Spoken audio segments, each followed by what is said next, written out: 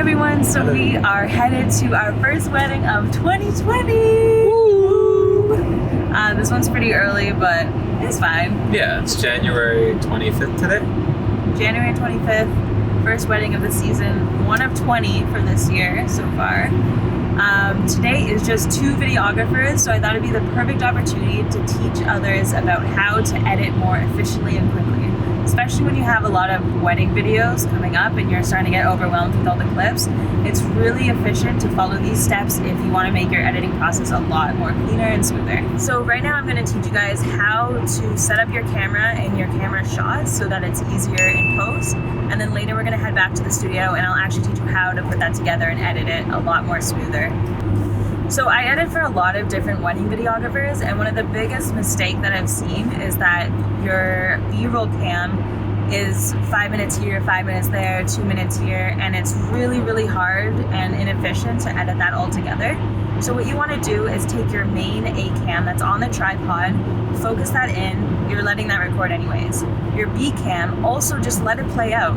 It's okay that you move in between shots, it's okay that you're adjusting the frame. Once you're recording for 5 minutes and then you change frame, keep that in the shot, because once you get back into the editing lab, you can just cut out where you were moving. Every time that you are moving in your B-roll cam, the A-roll cam will be underneath to fill in those gaps. It's a really easy way to edit everything together smoothly. Another editing tip for you is that you want to get lots of B-roll. Things are gonna happen. Your A-cam's gonna shut down, maybe someone accidentally kicks it. Maybe the lens is not working properly and it's adjusting focus. So you want to make sure that you have a lot of extra B-roll of the big scenery, of people in the crowd. The details, a lot of side angles. And that will make sure that anytime you don't have enough footage for your A cam or B cam, then you can replace that B-roll and put it wherever you want. Another tip I recommend is when you get to the venue, film the outside, film the doorway, film the entrance, because it's a good way to start your video off with some B-roll that reminds people, oh, you entered the venue, this is what it looked like as you approach the venue. If you're flying your drone, fly that overhead shot and put that in the beginning, because it'll give a sense of setting the scene and then carrying into the scene with the entry of the door or like the cues, just because it gives a good sense of where you are and where the scene's taking place. Another tip that I have is that a lot of videographers film B-roll of a lot of people speaking. And that's kind of what you want your A-cam to be for. The one on the tripod, you want everyone talking, then you can match the audio easy. For B-roll, make sure you get a lot of the rings, the hands, the hair if she has something nice under her hair. Maybe what the officiant is holding, just so you can fill in those gaps when you need to. Rather than having people talking, then you can only use that B-roll when they're talking. You can't use it any other time. If you hear someone crying in the crowd, turn around as quick as possible with your B-roll cam to film that person crying. Because if it's a mom, a grandmother, a dad, anybody, it adds a good sense of emotion to the scene. It's not just about the bride and groom getting married. It's about the family and the reactions of all the people excited and sad to see their daughter move on with their life, or just happy for them as they grow up as a human being. Fun. Now in terms of audio, this is probably the worst part to deal with as a videographer. This is why people specialize in audio. So first we have the Zoom H4. So that is the recorder that's plugged into the mixer. And this is kind of like a good audio of everything that's happening in the ceremony through the microphones. So the music that's being played, the priest talking, and sometimes the bride and groom if they have a mic to speak into. Then we have the lav mic or Tascam if you have one available. This one I usually clip onto the groom, because sometimes when they're saying their vows, the priest doesn't hand the mic to them and then all that audio is lost. And it's really, really nice to have the vows in the final video. The third mic that we have is a Rode mic. This is kind of like our saving grace. We put this on top of the tripod camera, the A camera, and this kind of records all of the volume in the room, and it's not the best recording, but it's a backup. It's something. Trust me, when your H4 dies and then the lav mic gets crushed, it's something. It'll give you some audio. I almost never use this audio, but sometimes you have to if all else fails. If the H4 corrupts, God forbid, or the battery dies, it won't record anything. It just loses everything. if the lav mic is being smushed by the flowers, you don't get audio. So as a last chance, saving grace, that Rode mic will save you on a wedding day. You never know, and it's always worth the backup. So those are my tips for efficient filming for your editing suite. Next time I speak to you, we're going to be in the studio and we are going to talk about how to put those clips together. Hey guys, so we are back at the office slash studio slash editing suite that I have built here. I just want to say publicly that if you stuck through the first half of this video, thank you. The exposure was off, the audio was awful. So you guys just sticking around just kind of like warms my heart, because like, what the heck was that? That was the first time I filmed in the car. Not doing that again, or laughing myself up, because that was really bad. I'm gonna teach you guys how to edit your clips faster. If you are a wedding videographer, you know how long it takes just to edit a simple highlight reel, let alone the full ceremony, the full speeches. But here's how to tackle it faster, so you don't waste your time, and it's just an easy edit, and it'll just be a lot smoother and easier, so you can focus on the creative stuff. So first thing you want to do is sort out your audio. I'm going to teach you how to do the speeches, because usually the ceremony is like pretty easy, but the speeches, getting all 3 angles is a little rough. So we're going to take our first audio here, which I believe is number 1.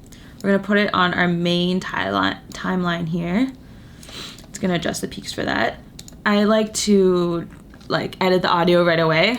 I always make it on one channel, and then I include a hard limiter on that. It's already prepped for me. And what this does is make sure that the audio doesn't go above -6. So that's what I like to do. That's all set up there. So now, Maid of Honor, Katie McKinley. There we go. We can probably adjust the gain a little bit, maybe by 5. We'll keep it there for now. Anyway, so this is the first part of our speeches. So let's go up this folder here. Actually, let's move this folder over here so we have more space. Okay, so the main camera. This is the main camera on the tripod. So we're gonna add this into our timeline first. I hate how this all shifts around like this. Obviously, I want to see my timeline. Okay, we're also gonna move this back because we don't need color right now. We don't need that much audio. Okay, so main camera. So this looks like the ceremony. Okay, so this is the start of the speeches. So I'm going to place this on the timeline here. It's gonna go above my main audio, and all you have to do, highlight both of these and hit synchronize. I wish that someone taught me how to do this before, because I never went to film school. I legit used to manually synchronize my audio. It used to take forever, but I got really good at just kind of reading wavelengths and kind of just matching audio by eye. And one day at work, my friend's just like, "What are you doing? Why is this edit taking so long? Just sync it up." And I was like, what? You could do that? You're never fully a professional, I would feel, and especially like video editing or filming, because there's so much to learn. There's so much that could be done. There's so many different shots you can get, so many different ways to edit. So that's what I love about the industry. Okay, so this one's synchronized with this audio here. We're just gonna bring this in because this is probably the start of the film here. Why is this so tight? Let me see my sequence settings. There's gonna be so much audio to deal with that we just wanna get this one out of the way because it's our main cam anyway. So all you have to do is hit Alt, click it so it kind of detaches, and delete it. So now this video is synced up with this audio. Perfect. Okay, so now that we have that, we're gonna go into our second Maycam, which was the one that Rocco had on the monopod. That was the A7R3. And we're gonna find the clip that we want here. There's a lot of B-roll around here. We were also asked just to film the ceremony and speeches for this wedding, but it's always nice to kind of fill in some B-roll and create like a better video for them. They kind of just appreciate in the end, even though she literally just wanted the raw footage, and that's kind of not our style at the big day. So we're gonna kind of create a more like cinematic piece where in between the ceremony and the reception, there's a lot of B-roll, people talking, all the food, cocktail hour, that kind of stuff. This one seems more like it. Let's try this one first. So now that we have the main cam here, the first main audio here, we're gonna sync these two audios here together. So this camera had the Rode mic on it as a backup audio, so it should be able to read it. Let's see. Processing.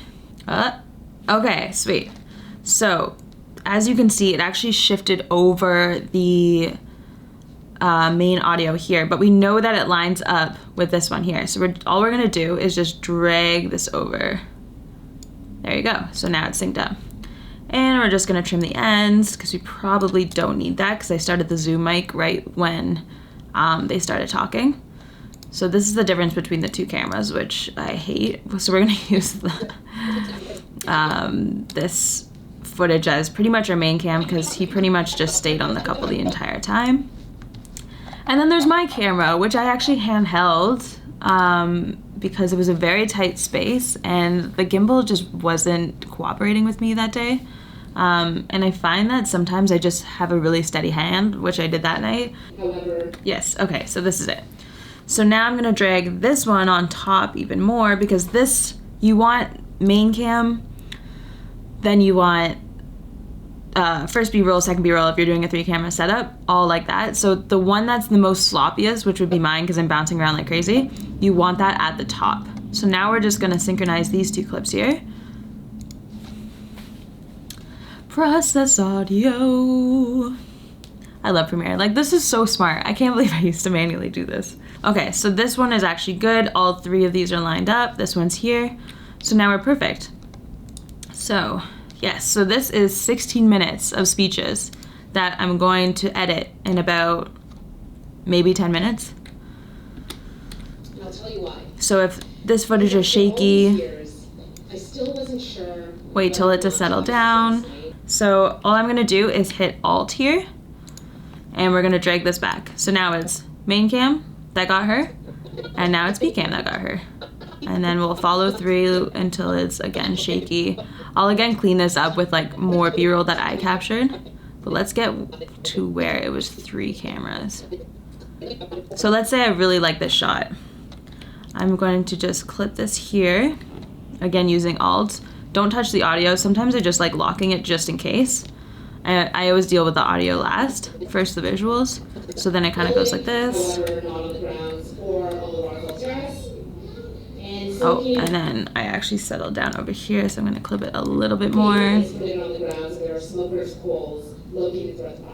So let's say like oh, and see how I started to move there? So this is the actual viewer cam. So I'm gonna cut right before, Control K to cut by the way, Alt again, and I'm going to start this again once the camera settles. So once he starts lapping.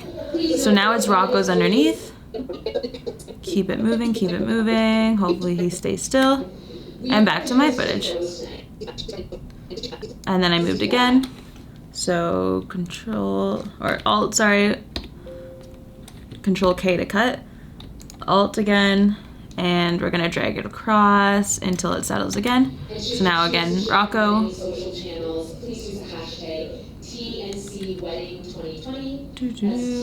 And now it's my footage. I'm gonna keep doing this all the way until the end, and then it's just going to form like this, pretty much different clips up and down. But the audio's there, everything is synced up, it's all one file, and it's really easy to cut in between. So I don't really want to use this, the main cam here, just because I don't like the quality of it. It was really dark. But Rocco moves very violently here. So I'm actually gonna take my footage from here, Control K, and I'm gonna move it to where Rocco was kind of moving. So I'm just gonna move it here. And then it's gonna go back to him being stable. Another thing I like to do, if I have some like B-roll, say of like people laughing or just people kind of drinking on the side, I kind of create this like bin, I guess you could say, of like B-roll footage I can use for the future. So I would just kind of drag this up here. Say this was like completely stable and I didn't need to use this B-roll footage. I kind of just turn this off, and then say down here, both of us are super shaky, I can just use it and bring it back down. So this is kind of like an inventory, I would say. So that's pretty much how I edit very long videos. Let me know if this is a good kind of setup for you. Obviously every video editor is different, But if you do like this technique and the style, and hopefully it helps you out in the future, especially for longer videos, let me know in the comments below. Make sure you subscribe, and thank you for watching.